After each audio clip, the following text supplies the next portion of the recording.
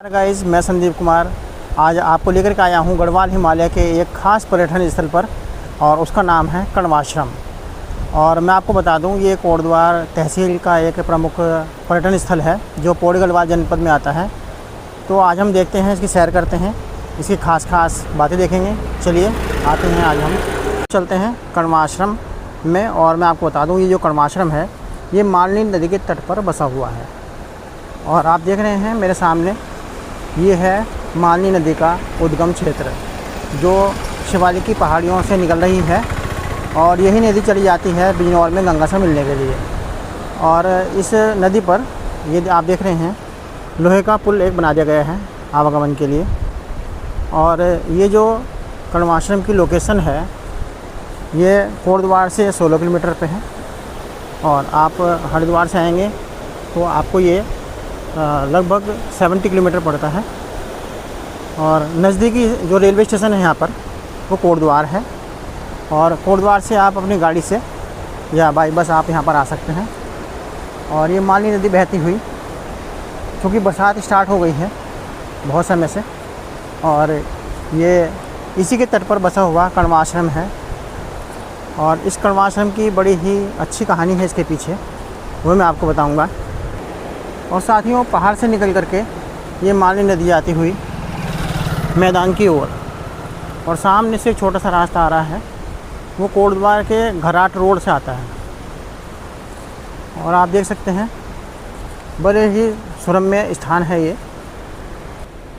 मालनी नदी का किनारा। और देखिए, कण्वाश्रम की ओर जाते हुए हमें छोटे से गदेरे मिलते हैं। गदेरे यहाँ पहाड़ी भाषा में छोटे नालों को कहा जाता है। और देखिए, हम जा रहे हैं कण्वाश्रम की ओर। बीच में हमें छोटी सी नाली मिलती है और सामने से आती हुई मालनी नदी। और ये पुल की स्थिति, और सामने बस्तियाँ जहाँ पर अभी हमने चाय पी है, और उसके बाद हम कुछ स्नैक्स खाएंगे। और एक बोर्ड पत्तों के बीच में आप देख रहे हैं लगा हुआ कण्वाश्रम का। और इस तरह का ये एक बिल्कुल नेचुरल रास्ता है जाने का इस पहाड़ के पास में कण्वाश्रम की ओर। और साथियों, ये सीढ़ी जा रही है आश्रम की ओर। और आश्रम को जाने से पहले यहाँ पर एक बोर्ड लगा हुआ है सरकार की ओर से, जो विष्णु पुराण में इस कण्वाश्रम का जिक्र बताता है। और इसकी ये सुंदर सुंदर सीढ़ियाँ। और अब सीढ़ी चढ़ते चढ़ते हम पहुंच गए हैं कण्वाश्रम के द्वार, इसके गेट पर। इस तरह आप देख रहे हैं, ये इसकी बाउंड्री है और उसके अंदर हम जा रहे हैं। और इसकी लोकेशन इस प्रकार से है। और अंदर के दृश्य मैं दिखाऊंगा आपके इसको। ये इसके चारों तरफ का नज़ारा है। और साथियों, हम आ गए हैं अब कण्वाश्रम के पास।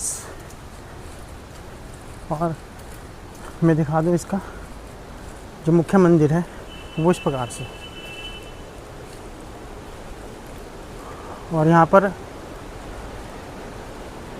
महर्षि कर्ण और उनका नातिन शेर के दांत गिनता हुआ आप देख रहे हैं। और महर्षि कर्ण और राजा दुष्यंत, उनकी पत्नी शकुंतला और ऋषि विराजमान आप देख रहे हैं। शकुंतला, दुष्यंत, कण्व ऋषि, उनके एक साथी ऋषि, और भरत शेर के दांत गिनते हुए। कुछ इस साइड से मैं दिखाता हूँ आपको भरत। दोस्तों, आप देख रहे हैं सुरम्य पहाड़ियों के बीच ये स्थापित कण्वाश्रम और इसका ये चारों ओर की धरोहर। और यहाँ पर कुछ प्राचीन अवशेष भी हैं जो आपको दिखा रहा हूँ, जो अत्यंत प्राचीन काल के अवशेष हैं। यहाँ पर एक शेर बैठा हुआ है और इस कण्वाश्रम के बारे में महत्वपूर्ण जानकारी मैं आपको बताता हूँ, जो एक बोर्ड पर भी अंकित है। चक्रवर्ती सम्राट भरत की जन्मस्थली के रूप में ये है और विष्णु पुराण में लिखा हुआ है, उत्तर यत्र समुद्रस्य हिमाद्रश्च दक्षिणम वर्षम तद भारतम नाम भारती यत्र संतति। समुद्र के उत्तर में तथा हिम से ढके पर्वतों के दक्षिण में वो भूभाग जहाँ राजा भरत के वंश निवास करते हैं। हिमालय की अनंत पर्वतीय श्रृंखलाओं में शिवालिक पर्वत श्रेणियों से उदित पवित्र मालिनी तट के पर स्थित कण्वाश्रम एक विश्वविख्यात आध्यात्मिक तथा बौद्धिक केंद्र था, जहाँ 10 सहस्र विद्यार्थी कुलपति कर्ण के मार्गदर्शन में शिक्षा ग्रहण करते थे। कण्वाश्रम का वर्णन भारत के प्राचीन ग्रंथों, पुराणों, महाभारत तथा इस देश में जन्मे सबसे महान कवि, नाटककार महाकवि कालिदास की रचनाओं में जीवंत मिलता है। स्कंद पुराण में कण्वाश्रम का वर्णन कुछ इस प्रकार से है। जो कण्वाश्रम यहाँ से नंदगिरी पर्वत तक विस्तृत है, वह एक परम पुण्य स्थल है तथा भक्ति, योग, मोक्ष का केंद्र है। यहाँ संपूर्ण लोक विख्यात में तेजस्वी कण्व ऋषि का आश्रम है, जहाँ अपना शीश नमन कर सुख और शांति प्राप्त होती है। शकुंतला से परिचय होता है, उसके सौंदर्य, संस्कारों तथा गुणों से हैं। कालिदास ने अपनी रचना अभिज्ञान शाकुंतलम को इस प्रेम कथा पर आधारित किया है। राजा दुष्यंत तथा शकुंतला के पुत्र थे भरत, जिनका जन्म महाभारत के युद्ध से कई वर्ष पूर्व कण्वाश्रम में हुआ था, जिनके नाम से इस देश को भारतवर्ष कहते हैं। चक्रवर्ती सम्राट भरत ने सर्वप्रथम इस विशाल भूखंड को एकीकृत कर एक महान राष्ट्र की स्थापना कर उस पर कई वर्षों तक राज किया। और साथ ही ये एक पवित्र स्थान है, जहाँ पर कोने कोने से लोग आते हैं। एक पर्यटन का क्षेत्र भी है, लेकिन आज ये थोड़ा उपेक्षित है, क्योंकि इसको पर्यटन की दृष्टि से ज़्यादा विख्यात नहीं किया गया है। ये मीडिया की और सोशल मीडिया की और सभी की जिम्मेदारी है। मैं समझता हूँ कि जिस देश के नाम पर भारत देश पड़ा, जिसके नाम पर भरत राजा के नाम पर भारत देश पड़ा, तो उसको हमें बहुत ज़्यादा विख्यात करना होगा, ताकि तभी हमारी संस्कृति जीवंत रह सकती है और हमारी संस्कृति को नया आयाम मिलेगा। महर्षि कर्ण एक विश्वविख्यात कवि हैं, जैसे मैंने आपको भी बताया, और हमें उनकी इस महान धरोहर, इस पवित्र भूमि का सम्मान करना चाहिए और पर्यटन की दृष्टि से इसका हमें बहुत ज़्यादा प्रचार प्रसार करने की आवश्यकता है। लोग आते हैं, उनको पता नहीं है ये कहाँ पे है, तो हमें बताना है कि आप आइएगा। पौड़ी गढ़वाल जनपद के कोटद्वार तहसील में ये लगभग 16 किलोमीटर दूर मालिनी नदी के तट पर बसा हुआ है, जैसे मैंने आपको बताया था।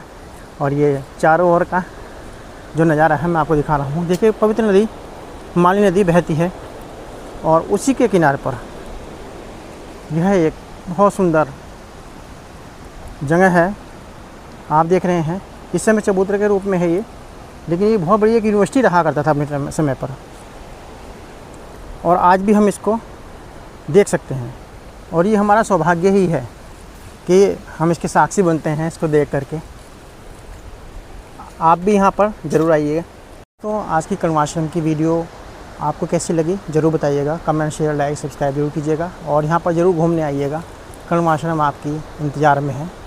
वीडियो देखने के लिए बहुत बहुत धन्यवाद।